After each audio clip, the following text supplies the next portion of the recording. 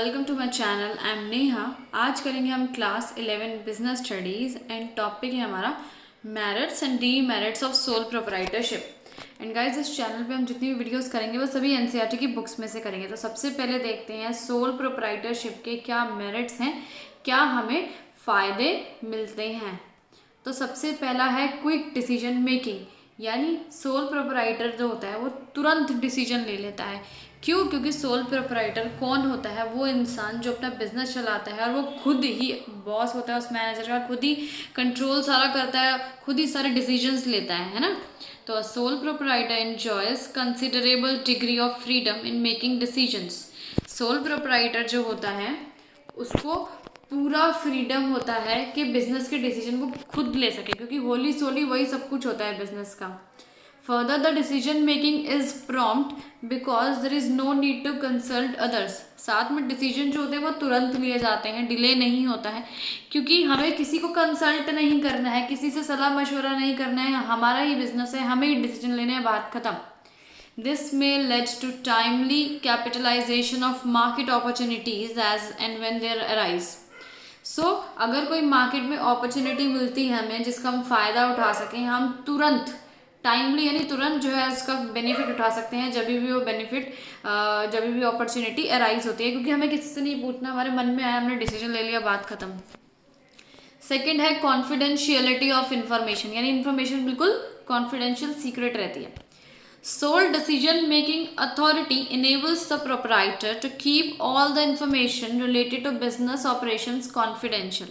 यानी soul decision making authority का मतलब है सोल प्रोप्राइटर, सोल यानी अकेला खुद डिसीजन लेता है सारे। जितनी भी इंफॉर्मेशन है उसको हम कॉन्फिडेंशियल रख सकते हैं और सीक्रेट रख सकते हैं, क्योंकि सिर्फ वो बात किसको पता है? हमें पता है, क्योंकि डिसीजन हमने लिया, हमें किसी को नहीं बताया है। A sole trader is not bound by law to publish firm's account। और साथ में जो एक सोल प्रोप्राइटर है वो बंधा हुआ नहीं है, कहीं पे नहीं लिखा हुआ है लॉ में कि उसको अपने फर्म्स के अकाउंट पब्लिश करने हैं या किसी को भी बताने हैं। किसी को कोई बताने की ज़रूरत नहीं है, मैं कितना प्रॉफिट कमा रहा हूँ, कितना लॉस कमा रहा हूँ, कितने मेरे पास प्रॉपर्टी, कुछ बताने की ज़रूरत नहीं है। नेक्स्ट है डायरेक्ट इंसेंटिव। क्या मतलब है इसका? A sole proprietor directly reaps the benefit of his or efforts as he she is the sole recipient of the profit. यानी जो सोल प्रोप्राइटर है सारा बेनिफिट जो है डायरेक्टली उसी के पास जाता है, वो ही सोल रेसिपिएंट है प्रॉफिट का, यानी अकेला बंदा है जिसको प्रॉफिट मिलेगा, क्योंकि उसी का बिजनेस है, बीच में और कोई बंदा नहीं है। The need to share profits does not arise, यानी किसी से प्रॉफिट शेयर ही नहीं करना है, बिल्कुल नहीं करना है किसी से शेयर। क्यों? क्योंकि वो सिंगल ऑनर है, यानी खुद ही ऑनर है, अकेला ऑनर है और कोई बीच में पार्टनर है ही नहीं। This provide maximum incentive the sole trader to work hard. तो अगर वो हार्ड वर्क करता है तो सारा इंसेंटिव जो है किसको मिलता है? उसी को मिलता है, सोल प्रोप्राइटर को ही मिलता है, उसको किसी से शेयर नहीं करना कोई प्रॉफिट। आगे है सेंस ऑफ एकम्प्लिशमेंट। क्या मतलब है इसका? There is a personal satisfaction involve in working with one self. Personally हम सेटिस्फाइड रहते हैं अगर हम खुद के साथ काम करते हैं तो, ठीक है। होता है ना, हम ऑफिस वगैरह में या कहीं और काम करते हैं तो हमें 10-20 लोगों से डील करना पड़ता है, यानी कितने लोगों से, और सबकी बातें सुननी पड़ती है। लेकिन सोल प्रोप्राइटर में किसी से डील नहीं करना है कुछ। The knowledge that one is responsible for the business success of business not only contributes to self satisfaction. इसमें क्या लिखा हुआ है कि जो आपका सोल प्रोप्राइटर है वो खुद ही रिस्पॉन्सिबल होता है बिजनेस के सक्सेस के लिए, यानी बिजनेस उसकी ही वजह से सक्सेसफुल होता है, तो उसको एक सेल्फ सेटिस्फेक्शन मिलता है कि हाँ भाई बिजनेस मेरी वजह से ऊपर गया है, मैंने मेहनत करी है, वो एकदम सेटिस्फाइड रहता है। But also instils in the individual a sense of accomplishment. उसके साथ साथ उसे सेंस ऑफ एकम्प्लिशमेंट भी फील होती है, यानी उसको ऐसा महसूस होता है कि अरे मैंने तो बहुत कुछ पा लिया, बहुत कुछ कर लिया, अकेला करा, खुद से करा है सब कुछ। साथ में उसका कॉन्फिडेंस भी बढ़ता है कि हाँ मैं कुछ कर सकता हूँ, मेरे अंदर ये एबिलिटी है कि मैंने ये काम किया, अपने अंदर कॉन्फिडेंस उसका बढ़ता है। नेक्स्ट है ease of formation and closure, यानी इसको फॉर्म करना, बनाना और इसको क्लोज करना बहुत आसान है। An important merit of sole proprietorship is the possibility of entering into business with minimum legal formalities। यानी बिजनेस स्टार्ट करते हैं, बहुत नाम मात्र लीगल फॉर्मेलिटीज़ होती है, कोई लीगल फॉर्मेलिटीज़ नहीं होती। जैसे कि अगर आपने एक पार्लर खोल लिया तो कोई लीगल फॉर्मेलिटीज़ नहीं करनी है। There is no separate law that governs the sole proprietorship, यानी गवर्नमेंट ने कोई ऐसा लॉ नहीं बनाया है जिसको हमें फॉलो करना है। As sole proprietorship is the least regulated. Least regulated का मतलब क्या है, रूल्स एंड रेगुलेशन नहीं बनाए हैं गवर्नमेंट ने इसके लिए कोई भी। इसको स्टार्ट करना बहुत ईजी है, इसको क्लोज करना भी बहुत आसान है अपनी विश के अकॉर्डिंग। अगर हमने कोई दुकान खोली है किराने की, अपनी मर्जी से हम बंद भी कर सकते हैं। नेक्स्ट है लिमिटेशंस। क्या है भाई, हर चीज़ के नुकसान भी होते हैं, चलो वो भी पढ़ लेते हैं। सबसे पहला है लिमिटेड रिसोर्सेज। बहुत कम रिसोर्सेज, बहुत कम पैसा होता है, एक ही इंसान के पास इतना करोड़ों रुपए कहाँ से आएगा। Resources of a sole proprietor are limited to his her personal savings and borrowings from others. तो जो सोल प्रोप्राइटर होता है उसके पास बहुत लिमिटेड रिसोर्सेज होते हैं। ज़्यादा से ज़्यादा वो अपनी पर्सनल सेविंग्स यूज़ कर लेगा या दूसरों से, फ्रेंड्स वगैरह से बोरो कर लेगा, है ना। Banks and other lending institutions may hesitate to extend a long-term loan to a sole proprietor. Banks हों या और कोई lending institution, कोई financial institute हो, वो hesitate करते हैं भाई, 10 बार सोचते हैं कि हमें एक sole proprietor को लोन देना है, ये सोच के कि पता नहीं यार ये चुका पाएगा या नहीं चुका पाएगा, क्या होगा।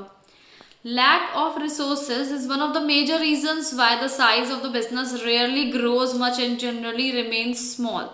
अब रिसोर्सेज की कमी है, इतना पैसा नहीं है, तो यही रीज़न है कि बिजनेस का साइज रेयरली ग्रोज, मतलब बहुत कम बढ़ता है और जनरली छोटा ही रहता है क्योंकि इतने पैसा नहीं अरेंज कर पाता है सोल प्रोप्राइटर। सेकेंड है limited life of a business concern. ये क्या कह रहा है point, the sole proprietorship business is owned and controlled by one person. जैसे कि हम शुरू से पढ़ रहे हैं कि ऑनर भी एक होता है और सारा कंट्रोल ही एक ही आदमी के साथ होता है, मतलब एक ही आदमी सब कुछ देखता है। तो अगर वो इंसान मर जाता है, पागल हो जाता है, उसको जेल हो जाती है, कोई बीमारी हो जाती है, वो कंगला हो जाता है, तो इससे बिजनेस पे इफेक्ट पड़ेगा और बिजनेस क्लोज हो जाएगा, बिजनेस बंद हो जाएगा। जैसे कि किसी ने पार्लर की दुकान खोली, ठीक है, तो अगर वो लेडी मर गई है या उसको कुछ दिमाग खराब हो गया है उसका, तो ये थोड़ा ना कि उसके हस्बैंड पार्लर की दुकान संभाल लेंगे, उनको थोड़ा ना आती है थ्रेडिंग बनानी, है ना। नेक्स्ट है अनलिमिटेड लाइबिलिटी। इसका क्या मतलब है, A major disadvantage of sole proprietorship is that the owner has unlimited liability. यहाँ पे क्या है, ऑनर की अनलिमिटेड लाइबिलिटी है। इसका क्या मतलब है, आगे पढ़ते हैं इसमें अनलिमिटेड लाइबिलिटी का मतलब। If the business fails, the creditors can recover their dues not merely from the business assets but also from the personal assets of proprietor. यहाँ पे कह रहा है अगर बिजनेस सपोज फेल हो जाता है, ठीक है, आपको नुकसान हो गया, सो क्रेडिटर्स यानी जिन लोगों से आपने उधार ले रखा है वो लोग अपने पैसे कहाँ से चुकाएंगे, आपके बिजनेस के एसेट्स बेच के चुकाएंगे, ठीक है। आपके पास जितनी भी मशीन होगी, बिजनेस की जो भी प्रॉपर्टी, फैक्ट्री, बिल्डिंग जो है, सब कुछ बेच देंगे अपने पैसे के लिए। हाँ, अगर पैसा कम पड़ जाता है तो आपके पर्सनल एसेट्स भी बिक जाएंगे।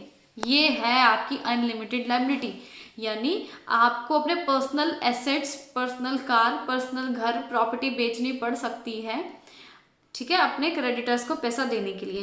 अ पुअर डिसीजन और an unfavourable circumstance can create serious financial burden on the owner.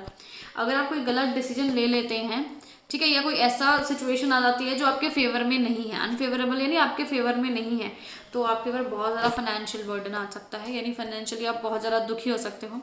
That is why a sole proprietor is less incline to take risk. इसलिए सोल प्रोप्राइटर जो है रिस्क नहीं लेते हैं, बहुत कम रिस्क लेते हैं। क्यों? क्योंकि उनको डर है अगर हमने रिस्क लिया, हमें घाटा होगा तो सारा पैसा हमें भरना पड़ेगा।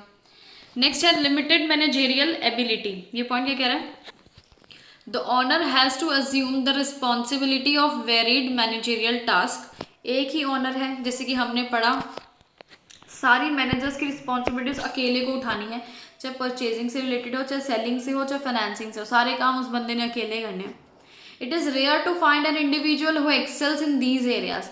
और रेयर मतलब मुश्किल, बहुत मुश्किल है ऐसा इंसान मिलना जो एक्सेल्स का मतलब है बहुत ज़्यादा एकदम बढ़िया हो हर एक एरिया में, ठीक है। तो ऐसा इंसान जो हर एक एरिया में बढ़िया हो, ऐसा तो बहुत ज़्यादा मुश्किल है। हर कोई इंसान एक्सपर्ट नहीं हो सकता ना हर एक फील्ड में।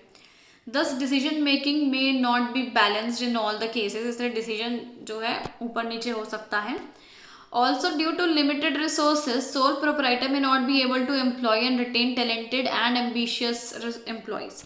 साथ में हमने पढ़ा था हमारे पास लिमिटेड रिसोर्सेज है, इतना पैसा नहीं है, तो हम जो है एम्प्लॉय यानी हायर करना, हम बहुत ज़्यादा टैलेंटेड और एम्बिशियस लोगों को हायर नहीं कर सकते हैं, और अगर हायर भी कर लिया तो लंबे समय तक उनको रख नहीं सकते हैं, क्योंकि इतनी सैलरी हम अफोर्ड नहीं कर सकते हैं।